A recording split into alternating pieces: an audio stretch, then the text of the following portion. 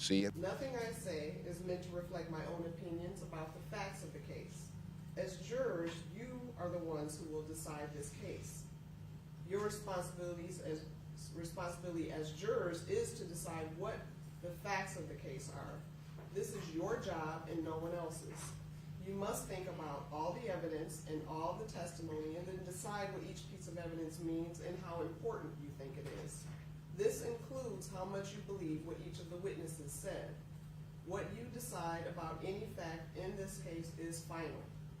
Part of your job in deciding what the facts of this case are is to decide which witnesses you believe and how important you think their testimony is.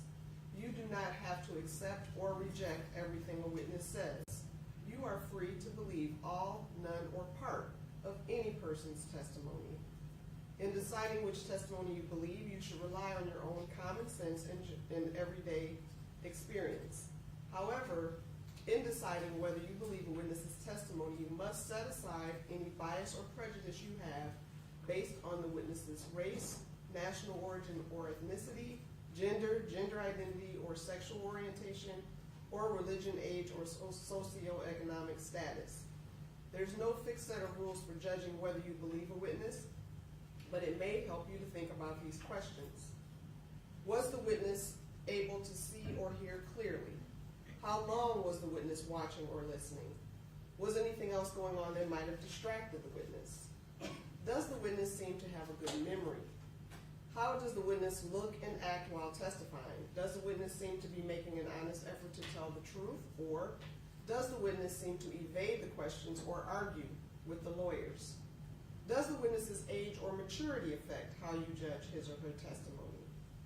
Does the witness have any bias or prejudice or any personal interest in how this case is decided? Have there been any promises, threats, suggestions, or other influences that affect how the witness testifies? In general, does the witness have any special reason to tell the truth or any special reason to lie? All in all, how reasonable does the witness's testimony seem when you think about all the other evidence in the case?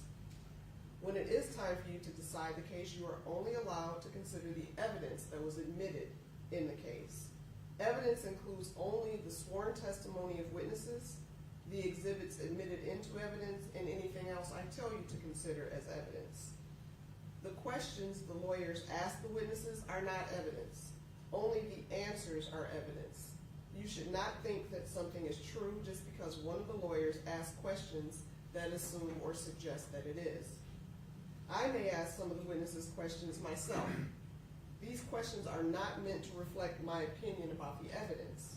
If I ask questions, my only reason would be to ask about things that may not have been fully explored. You may take notes during the trial if you wish, but of course you don't have to. If you do take notes, you should be careful that it does not distract you from paying attention to all the evidence. When you go to the jury room to decide your verdict, you may use your notes to help you remember what happened in the courtroom. If you take notes, do not let anyone except the other jurors see them, and then only during deliberations. You must leave them in your seats, turned upside down during any recesses. Your notes will not be examined by anyone, and when your jury service concludes, your notes will be collected and destroyed. During the trial, you may think of an important question that would help you understand the facts in this case. You are allowed to ask such questions. You should wait to ask questions until after a witness has finished testifying and both sides have finished their questioning. If you still have an important question after this, do not ask it yourself. Raise your hand, write the question down, and pass it to my clerk who will give it to me. Do not show your question to the other jurors. If your question is not asked, it is because I determined under the law that the question should not be asked. Do not speculate about why the question was not asked. In other words, you should draw no conclusions or inferences about the facts of the case, nor should you speculate about what the answer might have been. Also, in considering the evidence, you should not give greater weight to testimony merely because it was given an answer to questions submitted by members of the jury. On the other hand, if you cannot hear what a witness or lawyer says, please raise your hand immediately and ask to have the question or answer repeated. the lawyers may object to certain questions or statements made by the other lawyers or witnesses. I will rule on these objections according to the law. My rulings for or against one side or the other are not meant to reflect my opinions about the facts of the case. Sometimes the lawyers and I will have discussions out of your hearing. Also, while you're in the jury room, I may have to take care of other matters that have nothing to do with this case. Pay no attention to these interruptions. Furthermore, you may observe me working on other matters or doing research on my computer. Pay no attention to what I am doing. You must not discuss this case with anyone, including your family or friends. You must not even discuss it with the other jurors until the time comes for you to decide the case. When it is time for you to decide the case, I will send you to the jury room for that purpose. Then you should discuss the case among yourselves, but only in the jury room and only when all the jurors are there. You must not talk to the defendant, the lawyers, the witnesses, or anyone who may be connected to this case. This means you may not speak to these individuals even if it has nothing to do with the case. You should be very cautious about speaking to people because you may inadvertently speak to someone connected to this case. This restriction is necessary to avoid even the appearance of any improper conduct on any person's part. If anyone tries to discuss the case with you or in your presence, tell them to stop. Explain that you are a juror and you are not allowed to discuss the case. If they continue, leave. Report the incident to my clerk as soon as you return to court. When the trial is over, these restrictions no longer apply, and you may, if you wish, discuss the case with anyone. During the trial, do not read, listen to, or watch any news reports about the case. Under the law, the evidence you consider to decide the case must meet certain standards. For example, witnesses must swear to tell the truth and the lawyers must be able to cross-examine them. Because news reports do not have to meet these standards, they could give you incorrect or misleading information that might unfairly favor one side. So to be fair to both sides, you must follow this instruction. The restrictions I'm about to describe are meant to ensure the parties get a fair trial. In our judicial system, it is crucial jurors are not influenced by anything or anyone outside the courtroom. As I said before, under the law, the evidence you consider must meet certain standards. Witnesses must swear to tell the truth, and the lawyers must be able to cross-examine them. And again, because information obtained outside the courtroom does not have these safeguards, it could give you incorrect or misleading information that might unfairly favor one side. These restrictions start now and continue until I discharge you from jury service. It is your duty as a juror to decide this case based solely on the evidence you see and hear in this courtroom. You must not consider information that comes from anywhere else.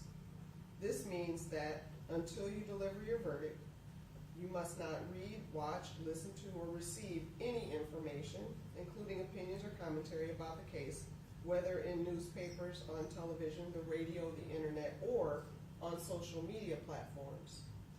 You also must not research any aspect of the case during the trial. This means research using a cell phone, computer, or other electronic device to search the internet, as well as research with traditional sources like dictionaries, reference manuals, newspapers, or magazines. You must not investigate the case on your own or conduct any experiments concerning the case, including investigation or experiments using the internet, computers, cell phones, or other electronic devices. You must not visit the scene of any event at issue in this trial. If it is necessary for you to view or visit the scene, court staff will take you there as a group under court supervision. You must not consider as evidence any personal knowledge you have of the scene. You must not share any information about the case by any means, including cell phones or social media. This means even if you're not discussing the case with someone else, you may not post any information about the case on social media websites or in any other manner. If you discover that a juror has violated my instructions, report it to my clerk. You can see that we have chosen a jury of 14. After you have heard all of the evidence and my final instructions, we will draw lots to decide which two of you will be dismissed to form a jury of 12. Possible penalties should not influence your decision. If you find the defendant guilty, it is the duty of the judge to fix the penalty within the limits provided by law. I may give you more instructions during the trial, and after all of the evidence has been presented, you will hear the lawyer's closing arguments. Following the closing arguments, I will give you additional instructions about the rules of law that apply to this case. You should consider all of my instructions as a connected series. Taken all together, they are the law you must follow. After my final instructions, you will go to the jury room to decide on your verdict. A verdict must be unanimous. That means every juror must agree on it, and it must reflect the individual decision of each juror. It is important for you to keep an open mind and not make a decision about anything in the case until you go to the jury room to decide the case. You must not let bias, prejudice, or public opinion influence your decision. Each of us may have biases or perceptions about other people based on stereotypes. We may be aware of some of our biases, though we do not express them. We may not be fully aware of some of our other biases. Take the time you need to test what might be automatic or instinctive judgments and to reflect carefully about the evidence.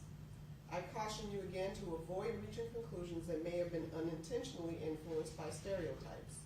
You must reach your own conclusions about this case individually, but you should do so only after listening to and considering the opinions of the other jurors who may have different backgrounds and perspectives from yours. I also explained to juries that this is an electronic courtroom, so unlike on TV or in the movies, we can't read back testimony if you didn't catch it the first time, so it is imperative that you listen as the witnesses testify, because if we had to make that testimony available to you, we could do so, but it could take hours or even days. So obviously, it would be more important to catch it the first time around. A person accused of a crime is presumed to be innocent. This means you must start with the presumption that the defendant is innocent. This presumption continues throughout the trial and entitles the defendant to a verdict of not guilty unless you are satisfied beyond a reasonable doubt that he is guilty. Every crime is made up of parts called elements. The prosecutor must prove each element of the crime beyond a reasonable doubt. The defendant is not required to prove his innocence or to do anything. If you find the prosecutor has not proven every element beyond a reasonable doubt, then you must find the defendant not guilty. Proof beyond a reasonable doubt is proof that leaves you firmly convinced of the defendant's guilt. A reasonable doubt is a fair, honest doubt growing out of the evidence or lack of evidence. It is not merely an imaginary or possible doubt, but a doubt based on reason and common sense. A reasonable doubt is just that, a doubt that is reasonable after a careful and considered examination of the facts and circumstances of this case. The defendant, Christopher Schurr, is charged with the crime of second-degree murder. To prove this charge, the prosecutor must prove each of the following elements beyond a reasonable doubt. First, the defendant caused the death of Patrick Leoya. That is, that Mr. Leoya died as a result of a gunshot wound from a gun fired by the defendant. Second, the defendant had one of these three states of mind. He intended to kill, or he intended to do great bodily harm to Mr. Leoya, or he knowingly created a very high risk of death or great bodily harm, knowing that death or such harm would be the likely result of his actions. Third, the killing was not justified, excused, or done under circumstances that reduce it to a lesser crime. And with that, Mr. Becker, are you ready to give your opening statement? I'm ready. All right.